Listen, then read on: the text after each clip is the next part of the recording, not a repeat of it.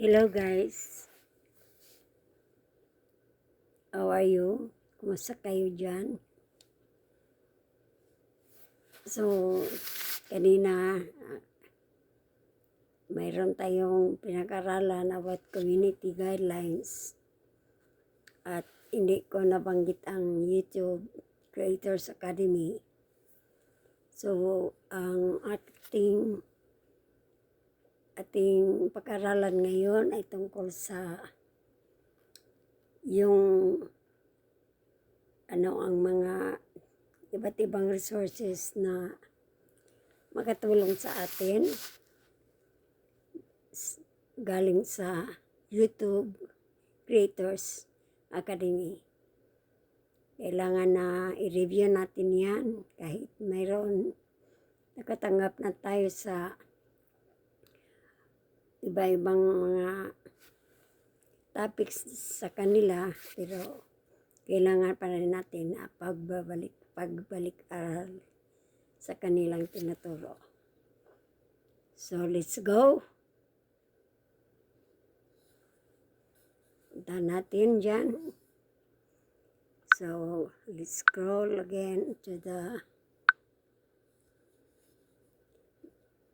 my link here, but it's found in my email. Dito lang tayo magsimula. So, YouTube Creators. So, i-open natin ito.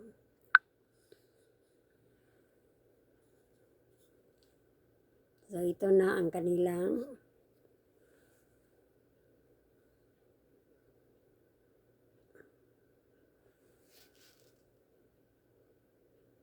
welcome. Sa Head Start, kanilang resources, puntahan natin. See the benefits. So, dito, visit the Academy. Open sa Chrome. Creators Academy. So, mayroon dito ay mga taga-YouTube. So, quick start guide to YouTube.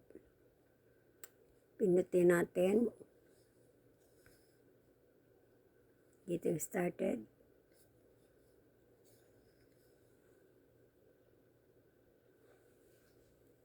Sabi dito, quick start guide to YouTube will show you how to quickly set up your channel. So, mayroon naman tayong channel at naka-upload. Yung wala pa, pwede kayong manood muna. Ang iba, review na lang. Tingnan natin. Start course. So, kunin ko na lang ang aking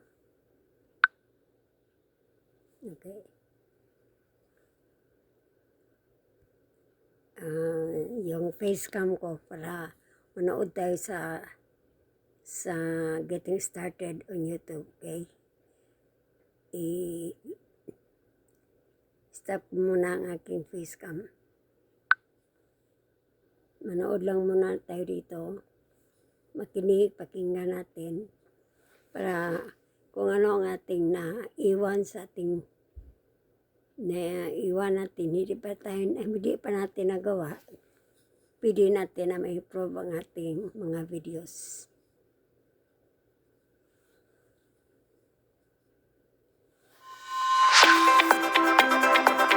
Hey there everyone, it's me Camille from the channel Offbeat Look, and I'm going to show you how to get your channel started quickly and easily.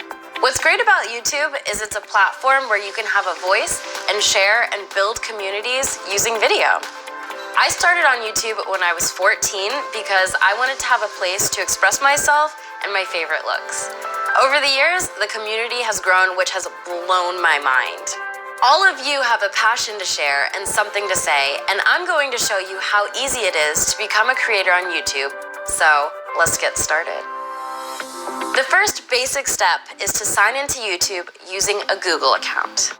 To create a channel, go into your account settings and click Create a New Channel. The channel name will default to your first and last name, but if you want to create a channel with a different name, click on Use Business or Other Name, and you'll be prompted to create a brand account.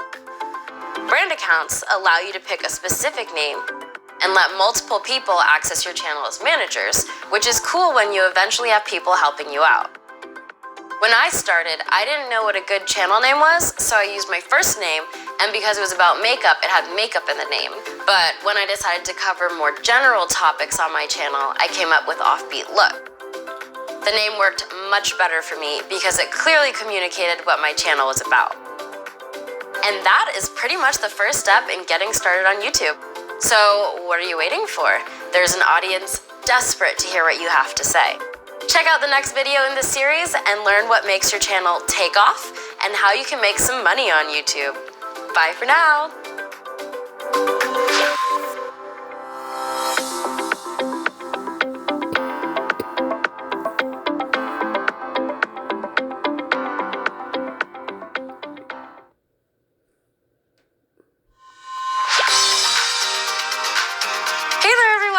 It's me again, Camille, and I want to show you the journey a video takes so you understand how it all works and ultimately how it's possible to earn some money with your YouTube channel. First, you upload a video. Add a title and a description. Make sure they're accurate, including searchable keywords if they're relevant, and keep them short and sweet. Next, choose or upload a thumbnail. These are really important because they're like mini marketing posters for your video, and not everyone is going to read your title. Choose an image that best represents your video. But how does it all work? What makes some videos take off? Well, YouTube uses an algorithm that helps each viewer find what they want to watch. If people watch and enjoy your videos, the algorithm will recommend them to others. It looks at all sorts of factors, but most of all, watch time. Watch time is the amount of time that a viewer has watched one of your videos, so the longer they watch, the better, and the more of your videos they watch, the more likely your channel and videos will be recommended for other viewers. Along the way, people start subscribing because they like your videos. But what are subscribers? They're viewers who click the subscribe button on your channel, which typically means they want to see more of your content and potentially get notified every time you put out something new. Subscribers are really important to your success on YouTube because they tend to spend more time watching your channel than viewers who aren't subscribed. Once you have 1,000 subscribers and 4,000 hours of watch time in the past 12 months, you can apply for the YouTube Partner Program. That's how you can start making some ad revenue for your channel. And who doesn't want to work for themselves, create cool videos for their community, and get paid for it? There's not a better job in the world. But what about your channel itself? How do you make it look amazing and personalize it? In the next video, we'll dive right into that. Bye for now.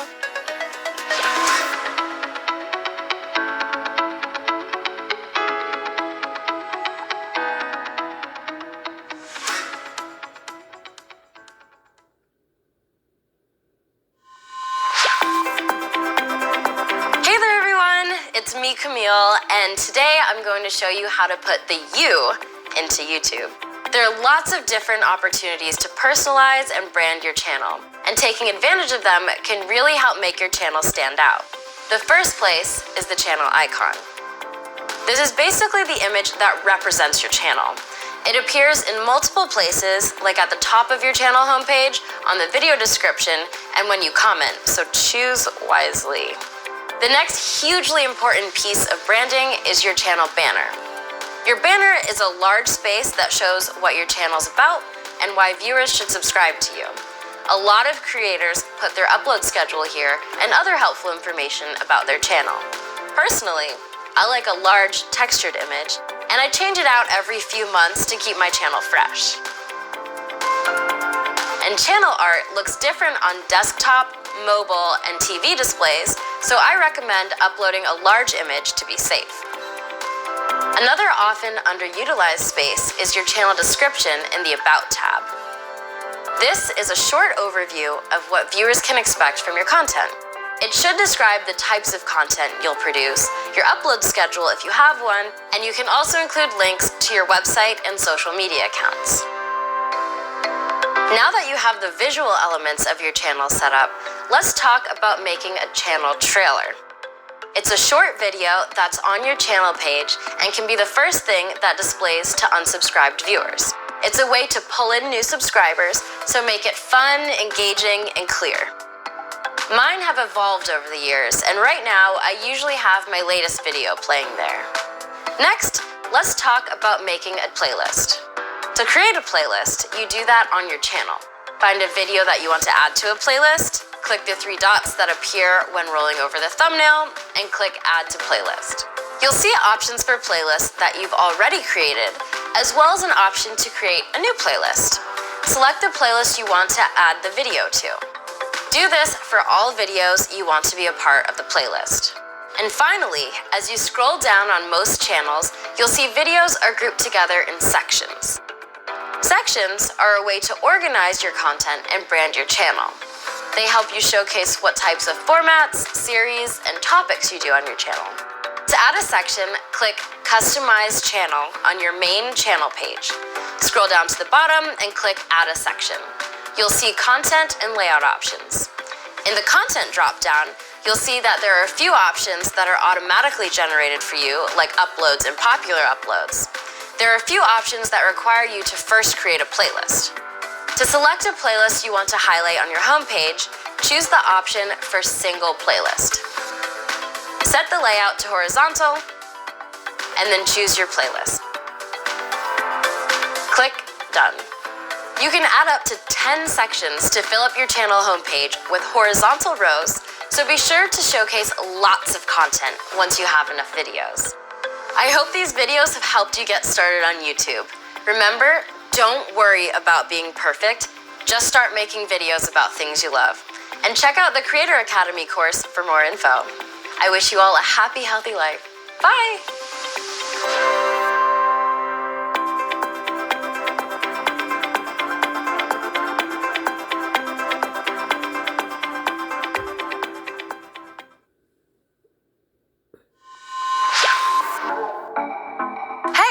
I'm Kelly from YouTube. Ever scratch your head about all the various guidelines YouTube has? Ever wonder what's the difference between community guidelines, copyright, YPP, and advertiser-friendly guidelines? Have you ever had a video removed by YouTube and you weren't sure why? Well, stick around because in this series of 3 short videos, we'll sort it all out for you.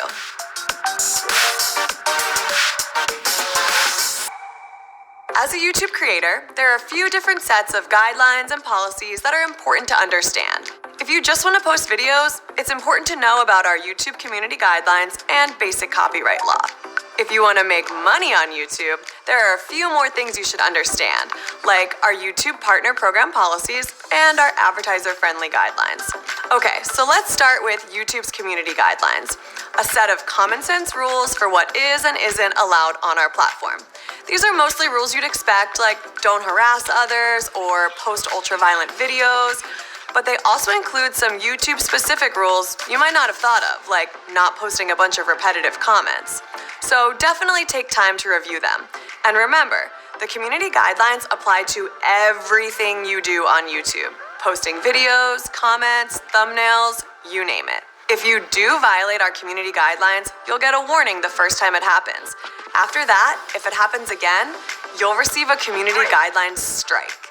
But don't worry, strikes expire after 90 days, and over 90% of creators never get more than 1 strike. That said, if you get 3 strikes in a 90-day period, you're out, and your account will be terminated. If you do post something that crosses the line, we'll send you an email letting you know, and also give you information on how to appeal if you think a mistake was made. But what about using someone else's music in your video? Would that give you a community guidelines strike? No, but it could get you a copyright strike. Oh, so they're different from community guidelines? Yeah. You mind if I sit? Thanks. Hey, I'm Matt, and in part 2 of this 3-part series, I'll give you an overview of copyright. Click this end screen to come on over.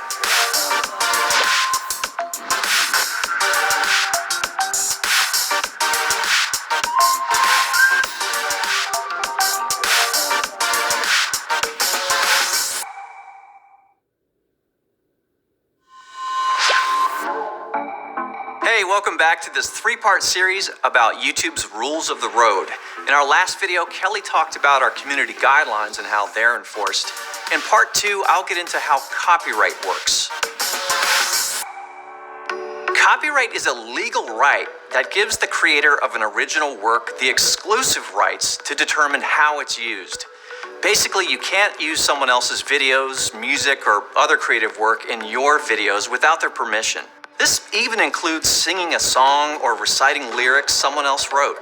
So, how do we enforce copyright? When a copyright owner sends a valid legal complaint, known as a takedown notice, we take down the content. We're required to do this by law. We're also required to prevent people from repeatedly violating other people's copyright on YouTube. So, we set up a copyright strike system. If your content is the subject of a takedown notice, we'll issue a copyright strike. Our copyright strike system and community guidelines strike system don't affect one another. But no surprise, if you receive 3 copyright strikes, your account will be terminated and your videos will be removed from YouTube.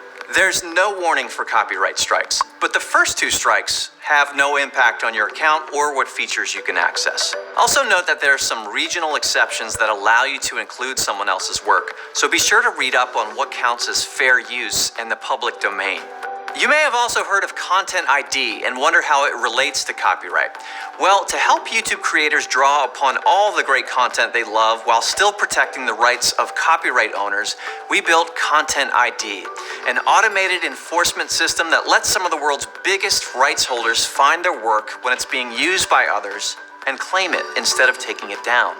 So even though Content ID has a lot to do with copyright, a Content ID claim is not the same as a copyright takedown notice. In exchange for not issuing takedowns, which would result in copyright strikes, rights holders can use Content ID claims on videos to either track video performance but leave the video on the site, to block it on a country-by-country basis, or most often they choose to monetize the video by placing ads on it.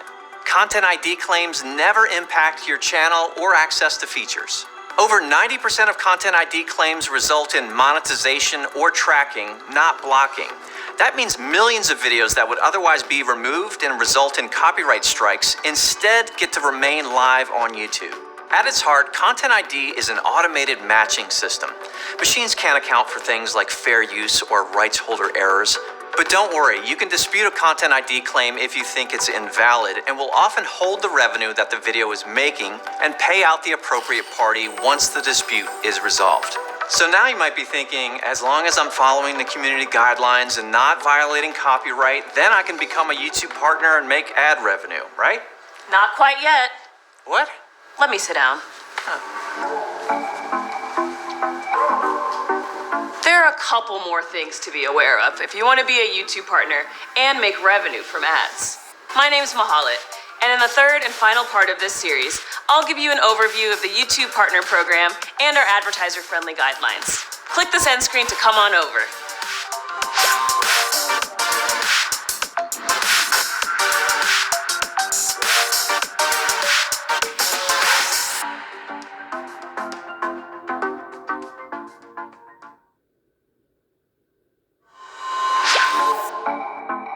Welcome back to this 3-part series about YouTube's rules of the road.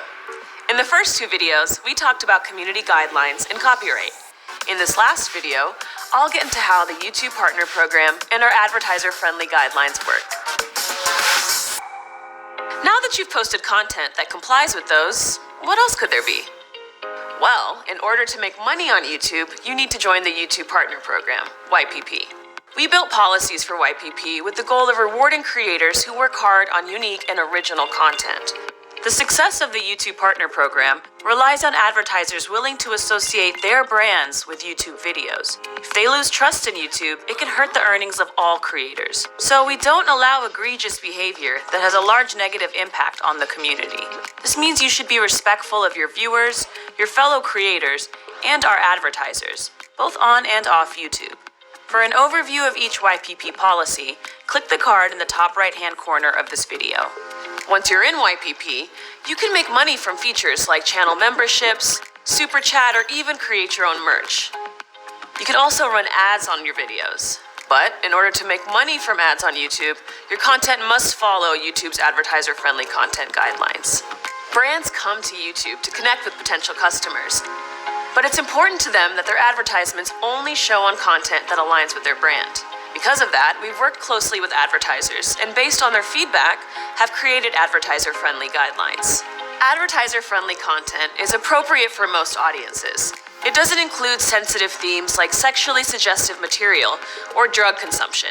Some brands are willing to show their ads on more mature content, but if your video contains mature themes, it might receive less revenue from ads overall, because fewer brands are interested in showing ads on your video. To learn more about advertiser-friendly guidelines, click here. And that's it. We hope this was a helpful overview of YouTube's community guidelines, basic copyright, YouTube partner program policies, and advertiser-friendly guidelines. These systems all work together to keep YouTube safe, legal, and allow you to make money. So be sure to familiarize yourself with the ones that make sense for the way you intend to use YouTube. If you missed any of these 3 videos, please go back and check them out. Thanks!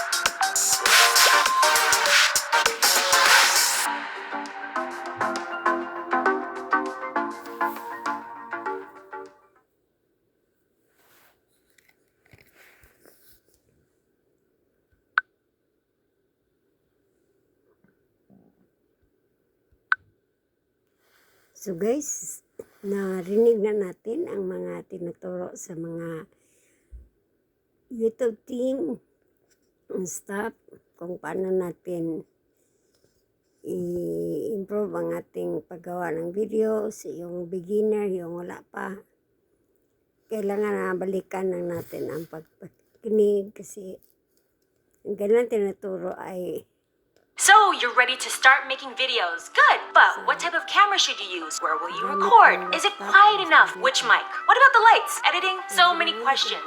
Making videos can be very intimidating. So, come along and let's figure this out together, one step at a time.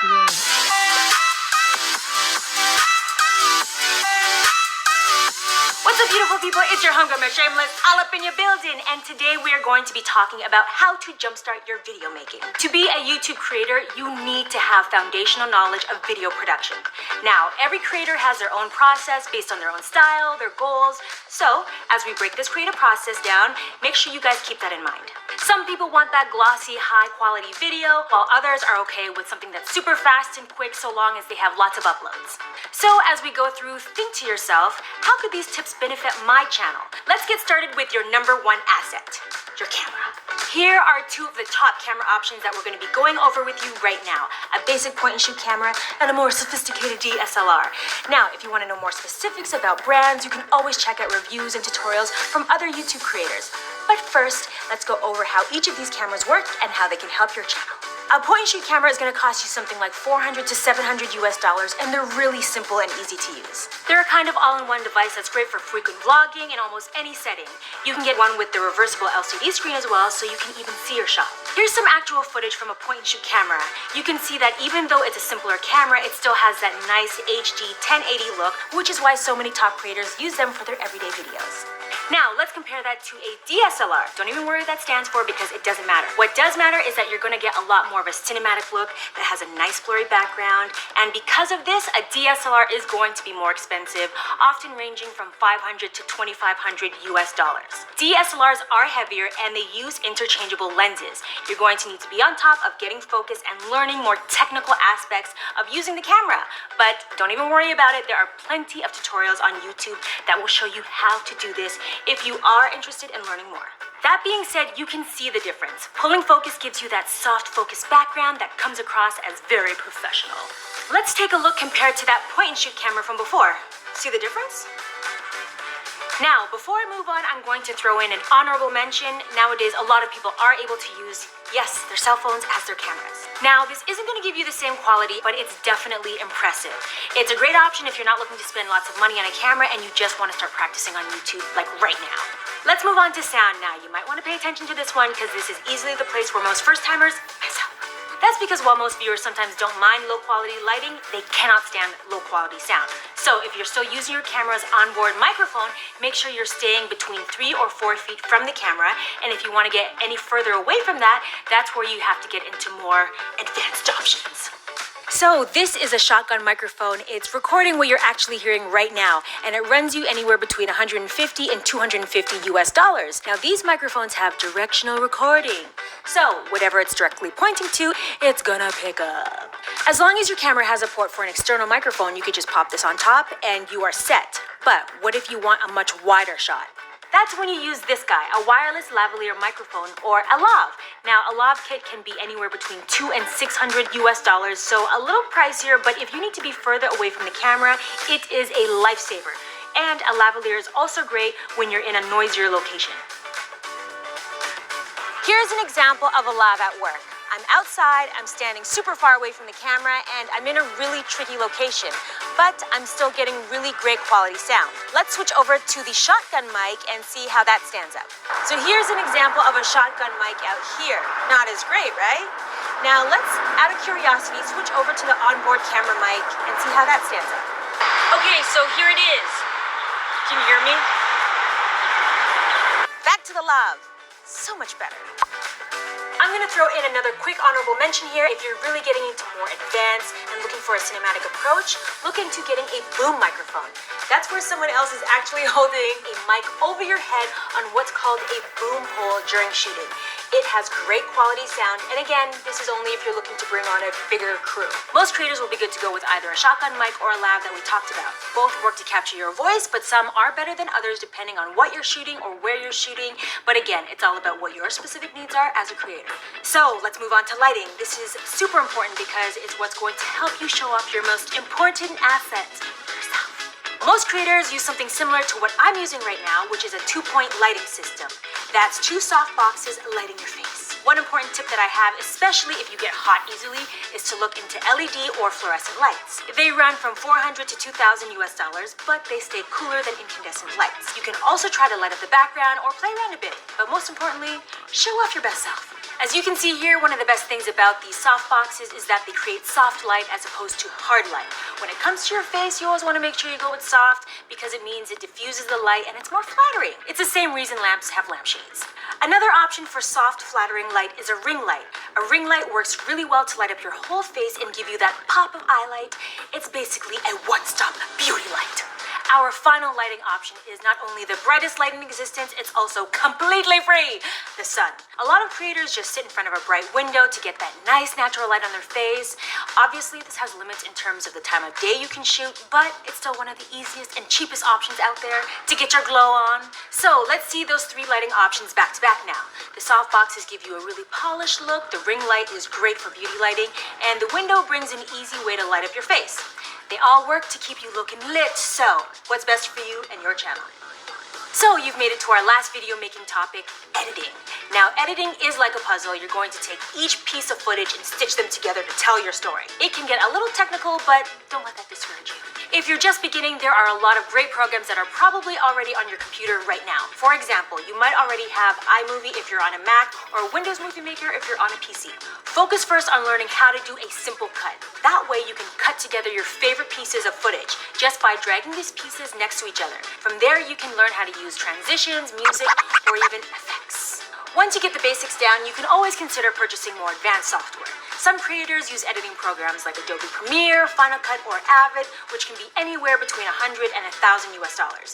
New creators just stick to free programs, but just keep that in mind, you have options. Of course, if you want a more specific recommendation on brands or models, give it a quick search on YouTube. You know creators are always passionate about sharing the tools they use, and they have tons of great reviews out there that can help you make the right decision. But first, one more quick lesson.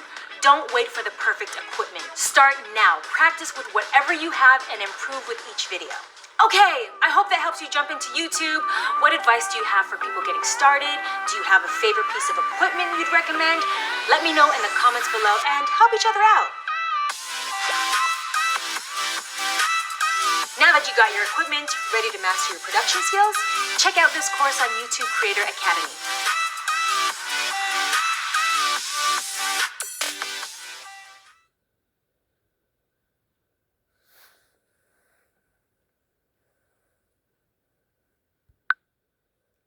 So yan ang isa pa. Okay, so your first shoot is complete. You have your footage in hand, but what's next? How do you turn what you shot into a great video?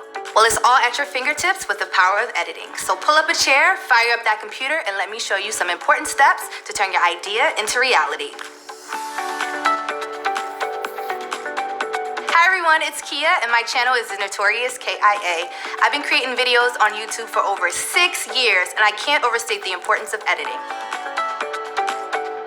Here are 12 steps that are the basics you need to know. Remember, you'll develop your own editing style as you practice more, but these are simple tips to help you get started. What's interesting is that editing begins long before the first cut. It starts on the shoot. Step 1, multiple takes. You may want to think about doing multiple takes of shots so you have plenty of performance options to choose from. Also, make sure you get all the wide shots you need and any close-ups that you want your audience to focus on. Step 2, back up your footage. Once you've completed a successful shoot, back up and transfer your footage immediately. I've heard so many stories of creators leaving their memory cards in cabs or at airports, and sometimes you won't be able to reshoot. So get that footage copied and somewhere safe quickly. Step 3, your edit space. Where you edit is very important. Make sure you find somewhere quiet where you can focus. You can even throw on a little music to set the vibe. Step 4, organizing your files. Import your footage and organize it into folders like you organize computer files in general. The more preparation you do sorting your footage into the right place, the better. It will save you hours later when you're looking for that one shot you just can't find. Trust me. Step 5, watch your footage. Spend time watching every single shot. This helps you familiarize yourself with all your footage. Step 6, beginning to edit. Finally. Mark the best takes, then lay them into a sequence in order on your timeline. This is called an assembly edit. It means you have all your top content in one place, roughly following the storyline. Step 7, fine cutting.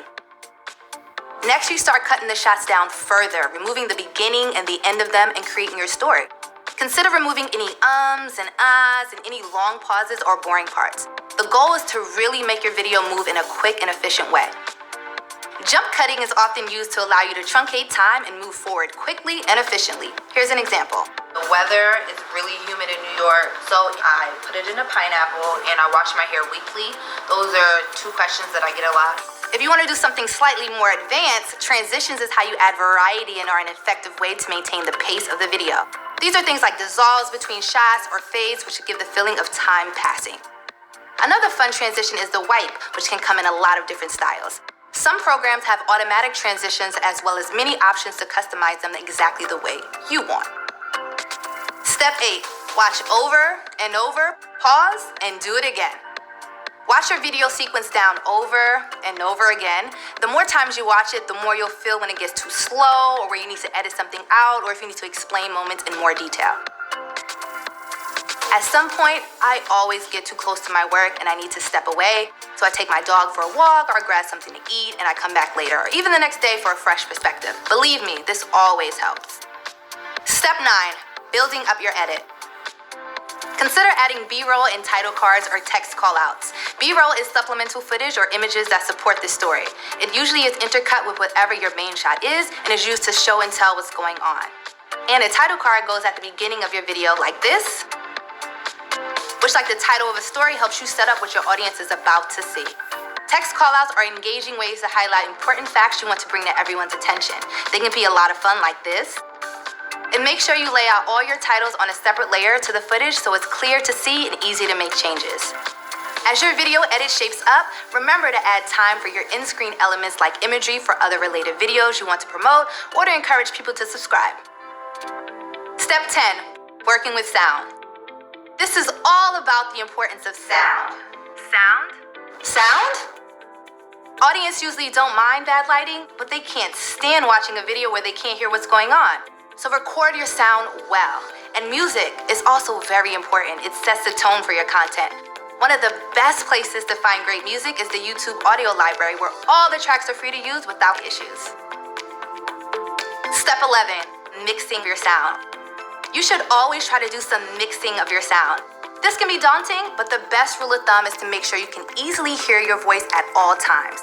So turn the music down so that it supports but doesn't overwhelm the voice, and turn it up when nobody is talking for more drama and excitement. Close your eyes and listen to your entire soundtrack and see if anything is too hard to hear or too loud, and make adjustments until it sounds good to you. Step 12, what is color correction? You can make your video look just the way you like it with color correction. You can boost up the saturation to make your colors pop and add contrast so your blacks truly look black. Then you're almost done.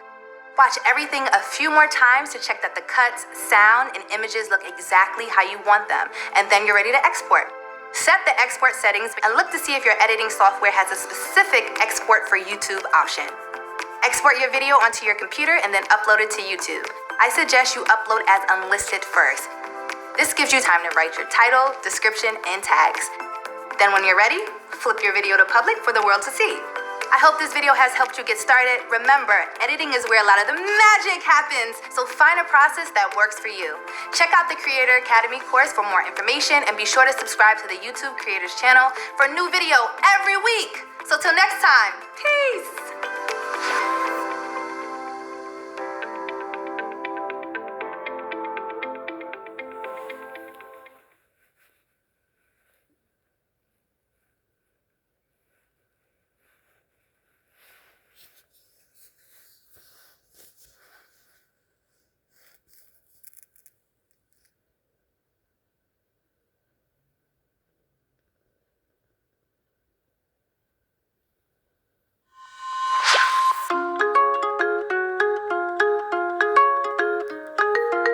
If you create content for YouTube, it's important to understand our community guidelines, common sense rules that anyone using YouTube needs to follow to keep their videos and account in good standing. If these aren't followed, content may be flagged by the community, and after review, could be removed, age-gated, or possibly have features restricted on that channel. All content posted to YouTube is subject to our community guidelines, thumbnails, titles, and even comments in chat. We do understand it can be frustrating when an action is taken on one of your videos and you aren't sure why. In this video, we'll walk you through the guidelines so that you have a better understanding of what is and isn't okay on YouTube. So let's get started. First of all, YouTube generally doesn't allow nudity or sexual content, including pornography. But videos that discuss sexuality from an education, documentary, scientific, or artistic perspective may be the exceptions to the rule. If your video fits into one of these categories, call it out clearly in the video and in the metadata so people can better understand the context of the video. Racy videos that might not go against our guidelines, like a dance performance where the costume shows some nudity, may get age restricted but not necessarily taken down. Don't post harmful or dangerous content, so no videos encouraging others, especially kids, to do things that could hurt them, or your videos will be age restricted or removed. But a video that teaches people how to do karate, for example, is okay. Remember, context is important. Next up is no violent or graphic content, please. So gory videos that are shocking or show gratuitous violence are not allowed on YouTube. If you're making news or documentary videos that show violent or graphic content, always provide a description in the video and its metadata to help people understand it's for informational purposes. YouTube does not allow any form of child endangerment or sexualization on the platform. We work closely with expert organizations who will report child exploitation to the right law enforcement authorities. Respect copyright and only upload videos you made and own the rights to. Don't use anything someone else owns unless you have their permission or it falls under fair use. Check out the Copyright Center for more details, and if you need great music, try the YouTube Audio Library, where all the tracks are free. Do not post any hateful content or make hateful comments. But what is hateful content? Well, it's anything that incites violence against people based on race or ethnicity or things like gender, age, or sexual orientation.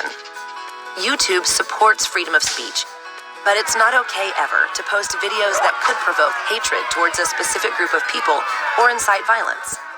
And any threats like predatory behavior, stalking, or intimidation are unacceptable.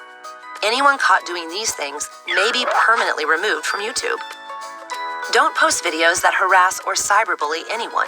If you post malicious videos or comments on YouTube, these can be reported and removed. Remember, there's a person behind every video and comment. Please respect privacy. Don't post anybody's private information on YouTube anywhere. If someone has posted your personal information or uploaded a video of you without your consent,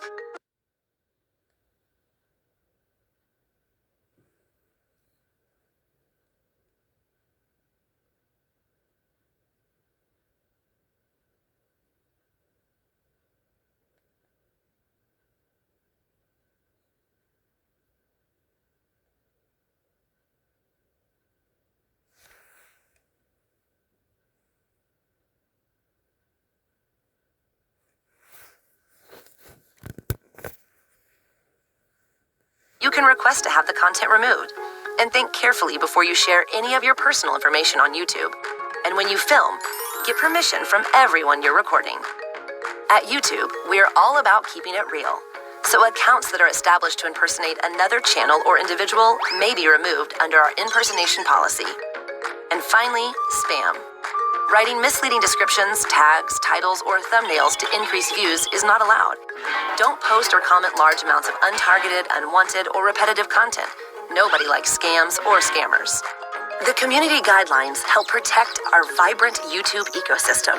So whether you're a new creator or you've been doing this for a while, be sure to follow these guidelines and help keep us all safe. And for a full listing of all policies and to see what you can do if one of your videos gets flagged, check out the links in the description, which will take you to our help center.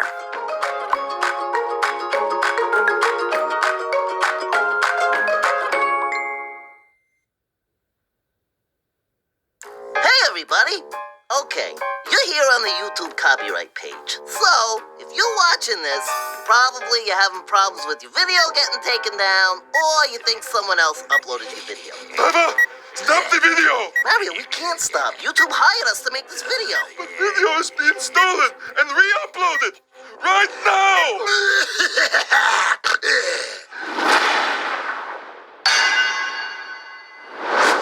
Here we are on YouTube, where everybody's uploading videos.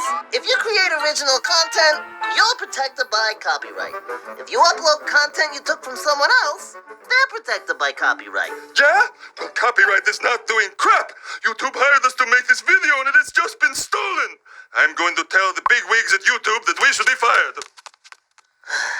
You know there's links on this page that could help you, right? You don't have to watch this. Fred, we are doing a horrible job. Some jerkface has stolen a copyright video. Fire me, Fred! Mario, don't panic. YouTube has a copyright takedown process to protect content owners. If your original work is uploaded by someone else without permission, you can send us a copyright infringement notice and we'll take care of it. I'm gonna take you down. This is a takedown notification. This video is no longer available due to a copyright claim by Golden Boots. Curtain! Okay, problem solved. And now for something amazing that has nothing to do with what we've been talking about. Hooray! What's your problem? I know it's your video. That's why we paid you for a license to use it. Now, Gorilla, out! Don't do that! This video contains content from Gorilla, who has blocked it on copyright grounds. What the hell is that? Looks like a content ID claim just blocked our video. What? God! God!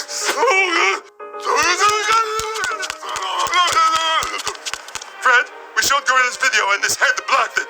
Fire me! That's the content ID head. He's just doing his job. He hates me. He doesn't hate you, Mario. Content ID is triggered automatically when a YouTube video includes audio or video that's been claimed by another copyright owner. Crap. Well, in this case, I think you're fine. I think we gave you money to clear the rights to that video. If so, you can file a dispute.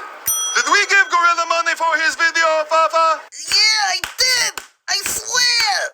Okay, we're good. What is dispute? A dispute is a way to challenge the accuracy of a content ID match. You can learn more about it and start the process in your YouTube Video Manager. I don't understand. Well, there's two ways that a video can get blocked or taken down for copyright reasons on YouTube. One is a takedown notice, the other one is a content ID match. Wait, aren't those the same thing? No, they're not the same thing. If you want to know more, read this article before you go to your Video Manager. This is boring. Yeah, I know. the worst. This video is doing great. People are re-uploading it everywhere. This video is doing great. This video is re-uploading it everywhere. This video is doing great. People re-uploading everywhere. Next to review video. Why is video doing so great? Reason A, Tiny Sumo Man. Reason B, Scary Monkey Picture. I think this video is crappy. Look at that crappy red guy. He's not even wearing any pants. Crappy? You cannot say that I am crappy. I will take down notification his video. Mario, that's his video. He'll just send you a counter notification. Copyright don't work like that. This is not fair. Nope. This is fair use. Copyright has a concept called fair use that allows people to comment on, or remix, or criticize your video. Screw fair use. I'm sending him a takedown notification anyway. No, wait! Hey, Fred, I want to take down a video that is making fun of me. Mario, you can't go around censoring people who are commenting on or criticizing your video. Copyright law leaves room for commentary, criticism, parody, and other transformative uses. You can get in a lot of trouble for ignoring that. Wait a minute, what are you doing? This is great stuff. I am putting it in the video. This video is getting amazing. But the video's over. All we gotta do is tell people there are links down there to help them. But what about all that footage we shot before this video got all preachy and boring? That was amazing! Now let's show the scene where the T-Rex eats the lawyer on the toilet. From Jurassic Park? We can't show that. You didn't learn anything. Shut up! Cue Jurassic Park! This video is no longer available due to the copyright claim by the people in the footage of the T-Rex eating a lawyer while the lawyer is sitting on the toilet. Fred, is this a nap pod? Fred, are you napping? Fred.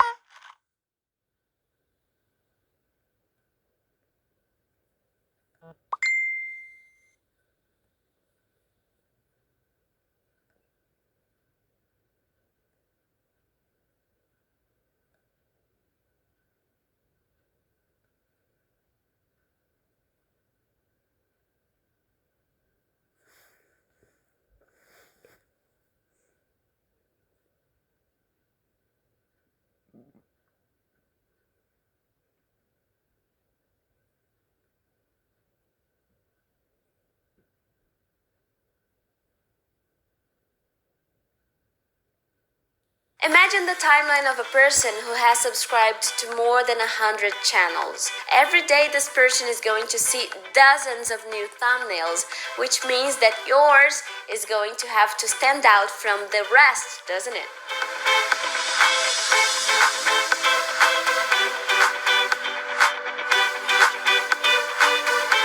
Hi everybody, I'm Karina Fragoso and I have a channel called English in Brazil, where I teach English to Brazilians and discuss a variety of topics.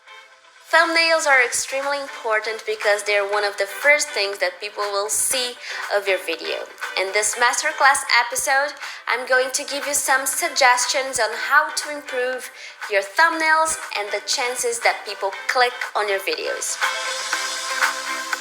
Thumbnails have to be appealing, and I'm sure you can do it even if, like me, you're not a Photoshop expert. So here are some characteristics of a good thumbnail. Number 1, it is attractive. Of course, it needs to be attractive, it needs to stand out, so a good thumbnail is beautiful, it has nice contrasts, and it makes people feel excited to watch your video. Number 2, it is clean. It isn't cluttered. It's okay to use text. I use text all the time. Try not to put too much information. Try not to use more than 4 or 5 words and try to make these words stand out from the background. Number 3, it has the same colors and patterns as your banner. It is important because it shows your identity and it makes people easily recognize your video. And number 4, it has a human element.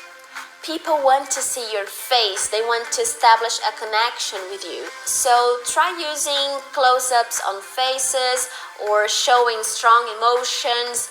I know it may sound silly, but it does help. I used to look the same in all my thumbnails, always the same smile and the same face, which is okay, but it's boring and predictable. So I started making faces or taking screenshots of funny moments of my videos, and I think it's been working. I think people feel more encouraged to watch my video. And you can use different styles of thumbnails for different shows on your channel because people will know what to expect. For example, I have a series called Survival English where I teach basic English to survive abroad, and I have a very specific design for this series. So when people see one of these thumbnails, they will immediately recognize this video as a survival English video by Karina Fragoso. So now you know how your thumbnails can make you get more views. In the next masterclass video, which is the last one in this series, we're going to talk about some finishing touches like playlists, subtitles, and end screens that can help you stand out amongst so many channels. See you next video.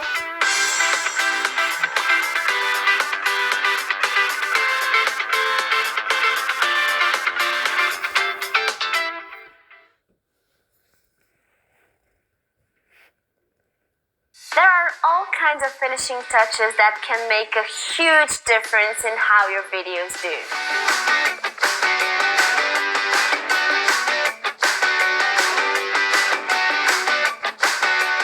Hi everybody, I'm Karina Fragoso and I have a channel called English in Brazil where I teach English to Brazilians and discuss a variety of topics. Let me explain how playlists, subtitles, and end screens can help you. When people go to your channel homepage and see your playlists, they will immediately have an idea of the topics you discuss in your videos. Once they click on a video in a playlist, the next video is going to play automatically, which will keep this viewer engaged longer and it may increase your channel's watch time. Playlists also allow you to organize your content and make it easier for the viewer to find what they're looking for. In educational channels like mine, some possible playlists are vocabulary, grammar, pronunciation, and inside each playlist, I can organize my classes in a sequence. For example, class 1, class 2, class 3. End screens give your viewers suggestions on videos they could watch next. You can choose a specific video or let YouTube do the job for you by choosing best for viewer or most recent video.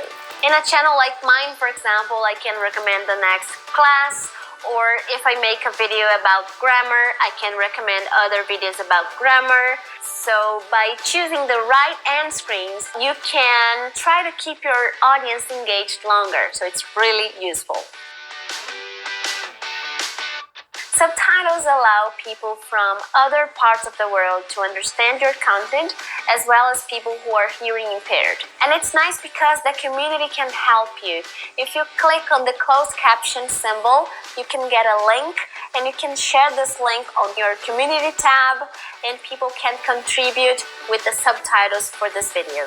When I make videos in English, I add subtitles in both English and Portuguese using the YouTube tool. As an English teaching channel, I don't like adding subtitles in the video itself because I like to give people the option to watch my videos with or without subtitles. Some learners want to challenge themselves and practice their listening ability. My followers really like it when I do it and they keep asking me to make more videos using this tool. Because my channel is focused on the Brazilian community, most of my titles are in Portuguese, but when I make a video in English, I like to translate the title of this video so that it can be found by people from other countries too. Don't take playlists, end screens, subtitles, and translations for granted because they can be really, really useful. So I really hope you guys liked this masterclass series on how to stand out on YouTube. Feel free to share your tips on how to stand out on YouTube in the comment section. I'd love to read your suggestions because we're always learning something. And don't forget to subscribe to the Creator Academy for more masterclasses like this. Thanks for watching. Bye!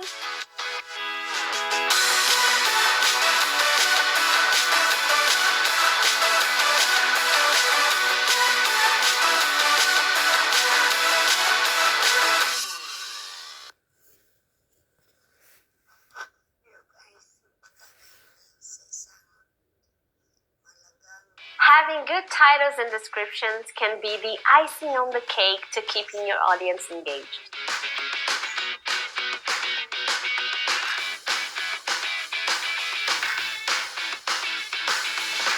Hi everybody, I'm Karina Fragoso and I have a channel called English in Brazil where I teach English to Brazilians and discuss a variety of topics. When I started my channel 4 years ago, my content was the only and most important thing. But now I see that good titles and descriptions are also very important to make people decide to watch your videos or not. So let's start talking about titles. The title is actually the first thing that I think of when I start planning a new video. With so many channels talking about the same stuff, having a lot of subscribers does not necessarily mean that you'll have a lot of views. So basically, we'll have to convince your own subscribers to watch every new video you make. And the title is a key aspect to influencing people to make this decision. A good title has two main characteristics. It's searchable and attractive. A searchable title is common enough that when people search for something on Google or YouTube, your video is one of the suggestions that comes up. And an attractive title is interesting enough to make people click on your video when they see it on their timeline. Let's suppose I want to make a video about the verb to be. So I could think that, well, so the verb to be is a very basic topic, so the title of my video could be English Class 1, Karina Fragoso, which is my name. But the problem is that this title isn't searchable and isn't attractive at all. Who would search for my name if nobody knows me? So maybe the title of the video could be Everything About the Verb to Be. It is still searchable, but it's more attractive. You feel that you'll learn a lot from this video, so people tend to click more. 5 tips to master the verb to be. It's searchable and attractive. And lists are also interesting because they can help you increase your watch time, as people will want to know what the 5 tips are, so they will watch your video until the end. Now let's talk about descriptions. And it's worth spending some time writing descriptions for at least 2 reasons. Number 1, user experience. Viewers can read what your video is about before they watch it, which can determine their decision to click on your video. And number 2, search results. YouTube systems are getting better and better about understanding what's in your video, but titles and descriptions are still super important. Using keywords to describe your content can also increase your chances of being found on YouTube.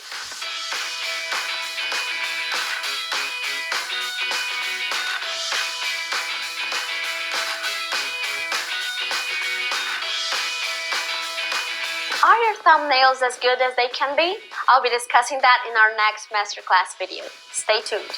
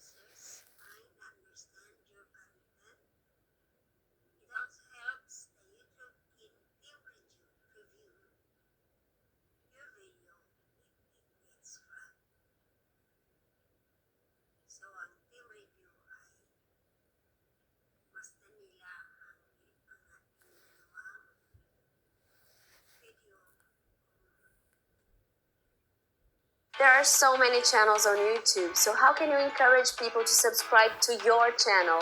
And how can you convince your own subscribers to click on your videos?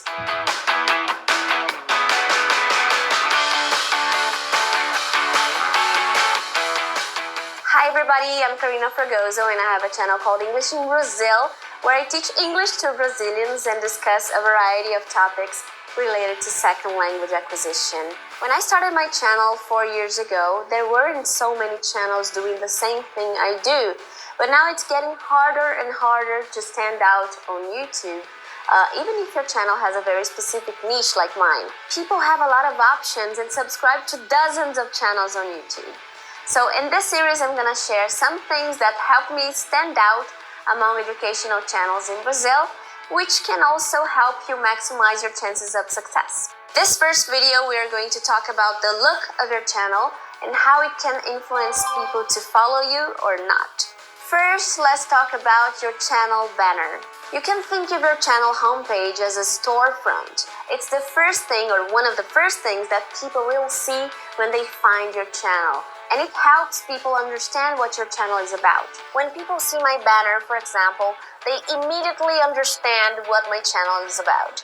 There's my logo saying English in Brazil, which is self-explanatory. There's my picture and my name, which helps me strengthen my brand. It says that I post videos every week, which is important because it shows people that they will always find new content on my channel. It also describes what type of content people will find on my channel. Pronunciation tips, linguistics, English classes, study tips, culture and travel. I didn't have a proper banner when I started my channel, but I started to notice that it does influence the way I see other people's channels. Using specific colors and designs is important for establishing your identity.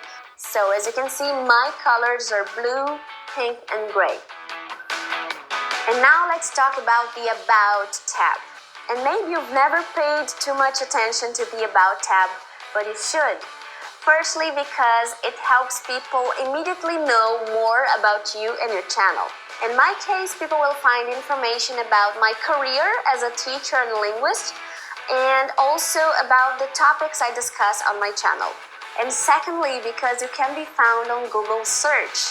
And that's why it's super important to use keywords in your channel description.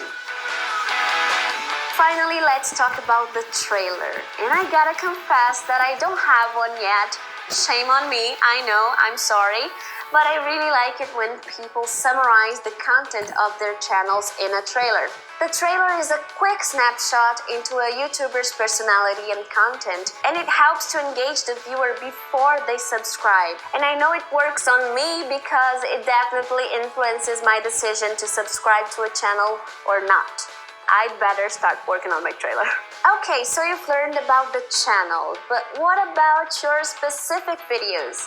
How can you get people to click and watch? In the next masterclass video, I'll tell you. Be sure to watch.